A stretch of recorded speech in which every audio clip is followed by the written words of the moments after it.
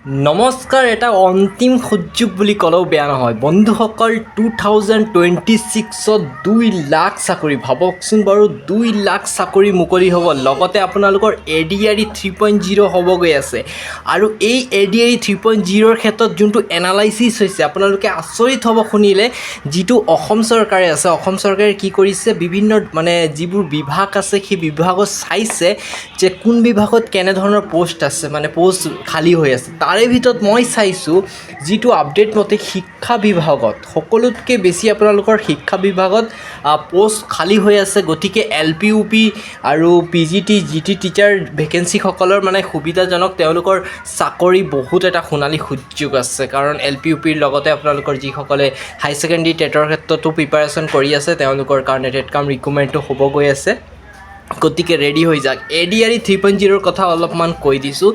এইবাৰ ADRE 3. আপোনালোকৰ total DHESৰ পৰা আদি কৰি আপোনালোকৰ PWD ডিপাৰ্টমেণ্ট, তাৰপিছত আপোনালোকৰ ইৰিগেশ্যন ডিপাৰ্টমেণ্ট, গোটেইকেইটা ডিপাৰ্টমেণ্ট যিকেইটা আছে অসম চৰকাৰৰ আণ্ডাৰত, গোটেইকেইটা ডিপাৰ্টমেণ্টত আপোনালোকৰ ভেকেঞ্চিটো ক্লিয়াৰ কৰা হ'ব। মাথো আপোনালোকে কি কৰিব লাগিব, ADRE 3.0টো কোৱালিফাই কৰিব লাগিব। আৰু এইটো যদি আপোনালোকে কোৱালিফাই কৰে, ডাইৰেক্ট পষ্টিং পাব আৰু কোনো ধৰণৰ টেম্পৰাৰী নাথাকে।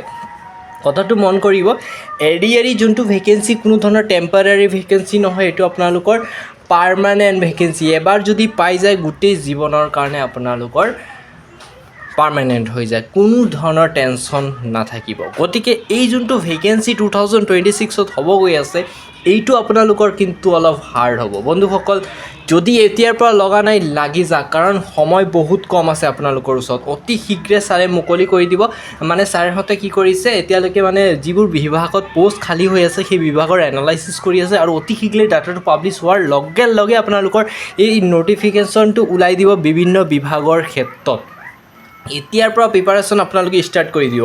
পোনপ্ৰথমে আপোনালোকে কি কৰিব, যোনটো ADRE এক্সাম 1.0, 2.0 যিবোৰ এক্সাম হৈছে, এইবোৰৰ কুৱেশ্যন পেপাৰবোৰ আপোনালোকে কালেক্ট কৰক। কালেক্ট কৰাৰ পিছত কি কৰিব, কালেক্ট কৰাৰ পিছত সেইবোৰ যোনবোৰ কুৱেশ্যন পেপাৰ আছিলে, সেই কুৱেশ্যন পেপাৰত কেনেধৰণৰ কুৱেশ্যন আহিছিলে সেইবোৰ এনালাইচিছ কৰক, যাতে আপোনালোকৰ GKৰ পৰা আদি কৰি ৰিজনিং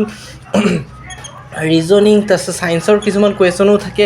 যিবোৰ কুৱেশ্যন আছে সেই কুৱেশ্যনত কোন ধৰণৰ কুৱেশ্যন সকলোতকৈ বেছি আছে, মেথছৰ কিমান কুৱেশ্যন আছিলে, সেইবোৰ ডাটাবোৰ এনালাইচিছ কৰা ষ্টাৰ্ট দিয়ক। আৰু আপোনালোকে বহুতে কি কৰে, ভয় খায় মেথছৰ ক্ষেত্ৰত। এতিয়া মেথছটো আপোনালোকে হয়, কিছুমান যিসকলে আৰ্টছ বেকগ্ৰাউণ্ডৰ পৰা বিলং কৰে, তেওঁলোকৰ কিছুমান কেণ্ডিডেটে হয়তো ভয় কৰে, কিন্তু কিছুমান কেণ্ডিডেট অলপ ভাল মেথছত।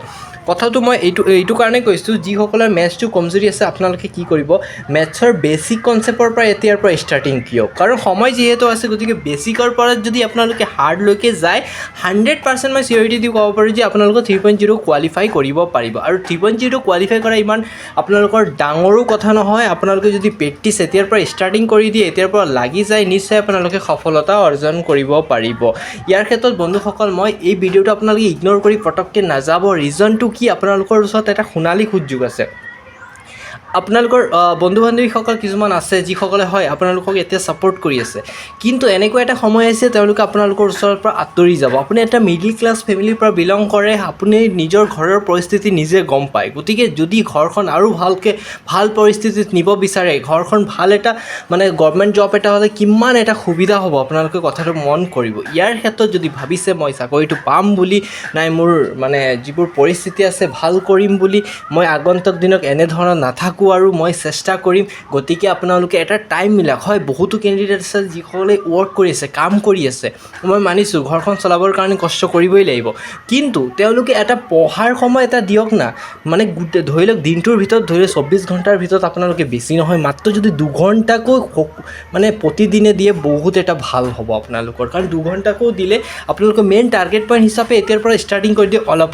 মই কোৱা নাই যে দিনভৰ 24 ঘণ্টা পঢ়ি থাকোঁ, এইটো নহয়। এটা সময় ওলাক, পঢ়াৰ ক্ষেত্ৰত গুৰুত্ব দিয়ক। কাৰণ বন্ধুসকল, আপোনালোকৰ এজ আপোনালোকৰ এটা বয়সলৈকেহে এজটো থাকিব আৰু এই এজত যদি আপোনালোকে গভৰ্ণমেণ্ট জব বা চাকৰি এটা ভাল ল'ব নোৱাৰে পিছৰ পৰ্যায়ত আপোনালোকৰ যিটো বয়স পাৰ হোৱাৰ পিছত আপোনালোকে পস্তাই কোনো ধৰণৰ লাভ নহ'ব। গতিকে বন্ধুসকল এটা সোণালী সুযোগ পাই আছে অসম গভৰ্ণমেণ্টৰ ফালৰ পৰা আৰু এনেকুৱা সোণালী সুযোগ বাৰে প্ৰতি নাহে। গতিকে ভাবিছে যদি মই 2026ত গভৰ্ণমেণ্ট জব এটা ল'ম তেন্তে এতিয়া আমাৰ এই চেনেলটো এতিয়া ছাবস্ক্ৰাইব কৰি দিয়ক। মই 100% ইম্পৰ্টেণ্ট ভিডিঅ' আপোনালোকৰ লগত শ্বেয়াৰ কৰিম আৰু বন্ধুসকল মই আশা কৰিছোঁ আগন্তুক দিনতো আপোনালোকৰ মই হেল্প কৰি থাকিম। ইমানকৈ সামৰণি মাৰিছোঁ, ধন্যবাদ। আৰু নটিফিকেশ্যন অহাৰ লগে লগে ADRE পৰা আদি কৰি LPUP টিচাৰ ভেকেঞ্চি, আছাম পুলিচৰ যিকোনো জবৰ আপডেট আহিলে মই এই চেনেলৰ জৰিয়তে আপোনালোকক জনাই দিম। মুঠতে আমাৰ এই চেনেলটো এতিয়া ছাবস্ক্ৰাইব কৰক যাতে মই আপডেটবোৰ দিব পাৰোঁ। ধন্যবাদ।